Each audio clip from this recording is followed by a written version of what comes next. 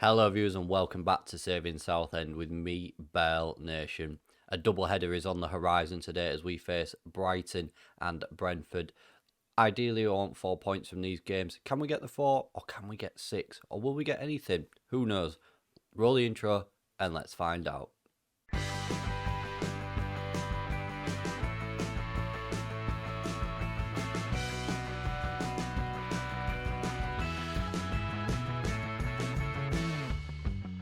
Three games have passed since we played Nottingham Forest on Friday, viewers. 1 cup game, 2 league games.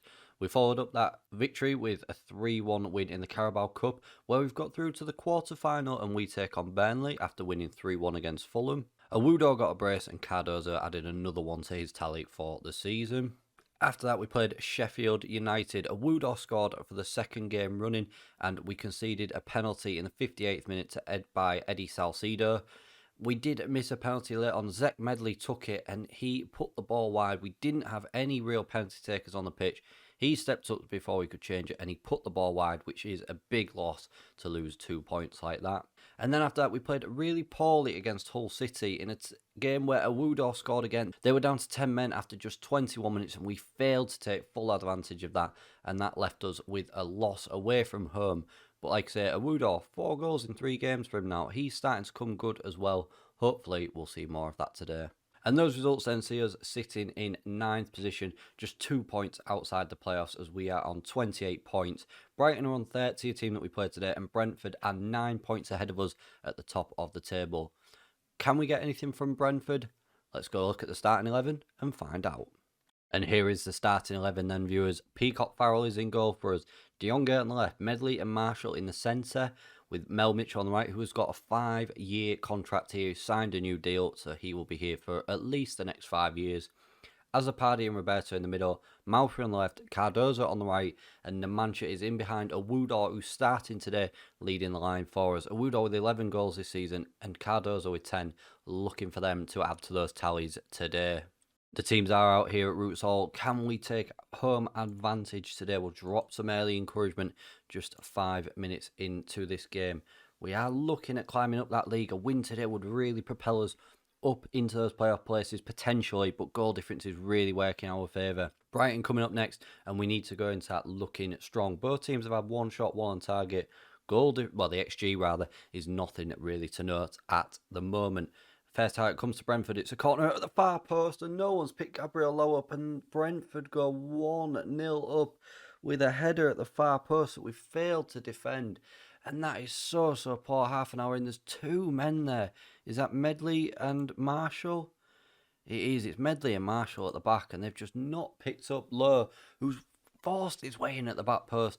And we've gone to sleep there and Brentford are now 1-0 up Numancia with a poor ball to Awudo. Picks it up there on this left-hand side. He's tried to get a penalty, pulls it back to Malfoy, and it's 1-1 after 31 minutes. An instant reply from us there. Really well worked from Awudo on that left-hand side to get the ball in and to not... I thought he was going to try and win the penalty. It's a poor ball, really, from Numancia, in my opinion. I actually think he is looking for Malfoy there, but Awudo does really well. Malfoy, though, is there from the cutback to slot the ball home, and it is now 1-1 with 15 minutes of this first half remaining. That was a really good bit of play. Like I say, I think that ball originally was meant to be to Malfoy, and it didn't work, but thankfully Awudo was there. We were behind for just 2 minutes, and half-time is near enough here. Final highlight, you would imagine, before half-time. 2 minutes of injury time.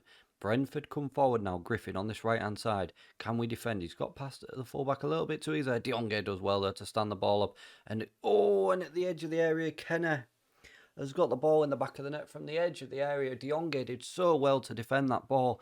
And it just fell to a Sheffield United player and a good cross in at the edge of the area. It finds Kenner. That was really good from De Jong there. And then that first time cross, headed away by Mitchell, finds Kenner, who swings his right foot for a volley. And just... on the stroke of half-time, we go back down 2-1. Hopefully that will not be a crucial goal in this game. Our XG is a lot better as well. I say a lot better.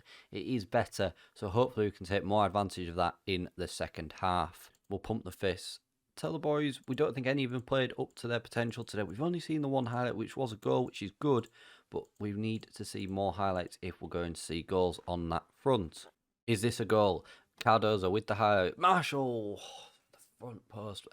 Theo Marshall heads it over, and that is so close. Roberto's having a poor game with 6.5, as is Numancia, which again is not really frustrating because I think Numancia's a really good player, but he's not really been performing all that well. We are going to have to make a change.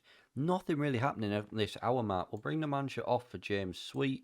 I think we'll bring Burrell on as well, actually, for a Woodor. And do we bring somebody on in the middle? Let's have a look. Roberto. We'll bring Lucas Stevenson on in the middle for Roberto just to try and change this game up.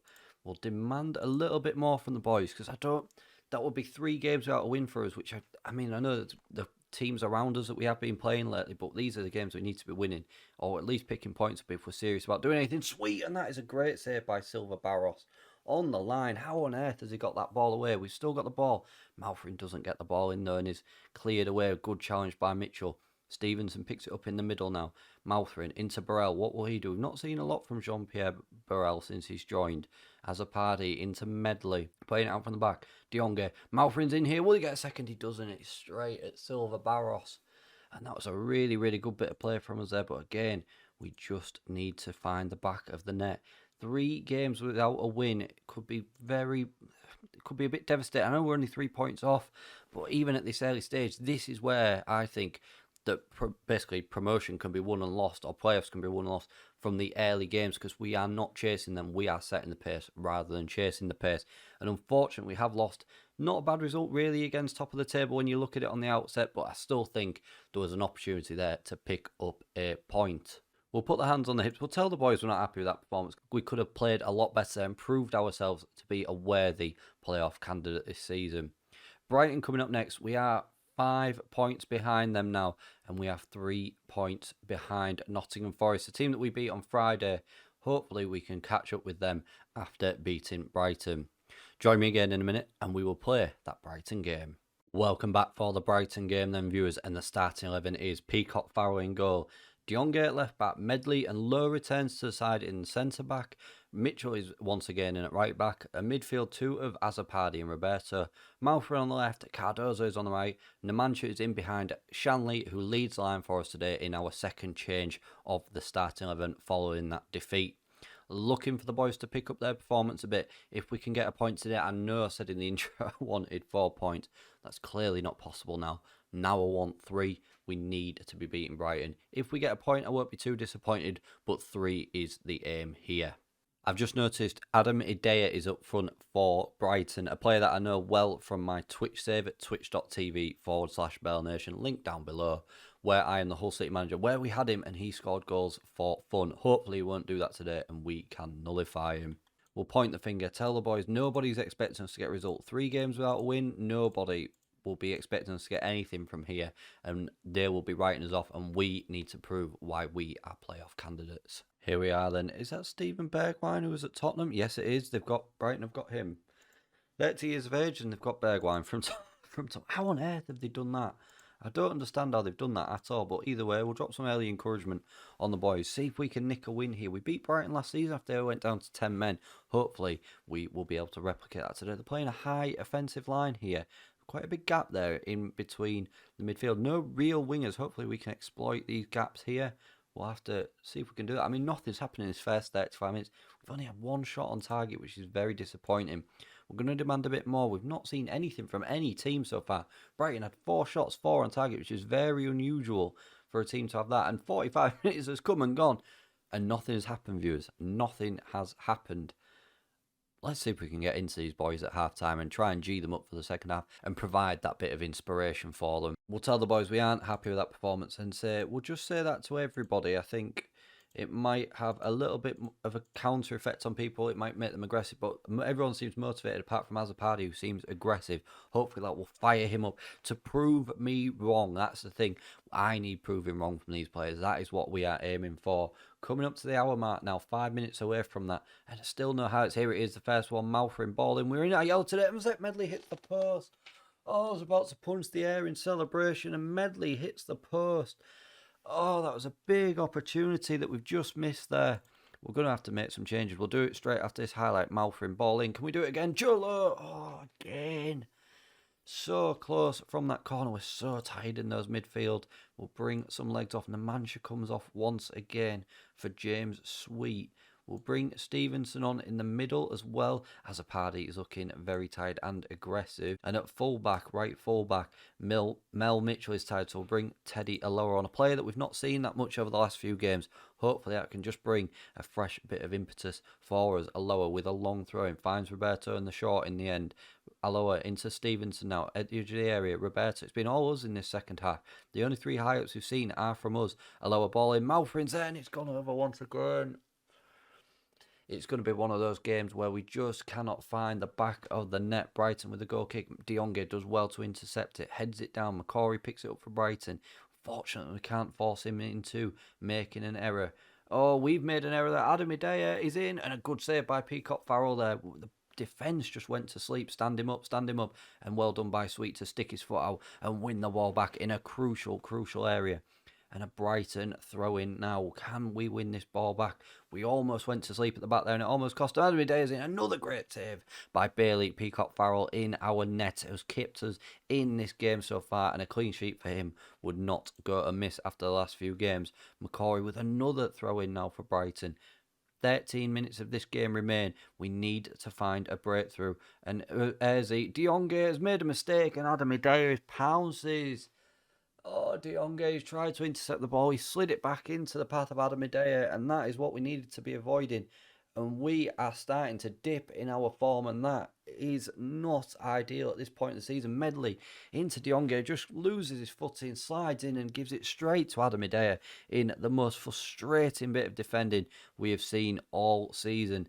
And we don't deserve this. We played really, really well in this second half. We'll drop some encouragement, but I did say it looks like one of those games where we aren't going to find the back of the net, and it's probably going to end up like that, and it looks like it is, and it has. Oh, a 0-1 loss.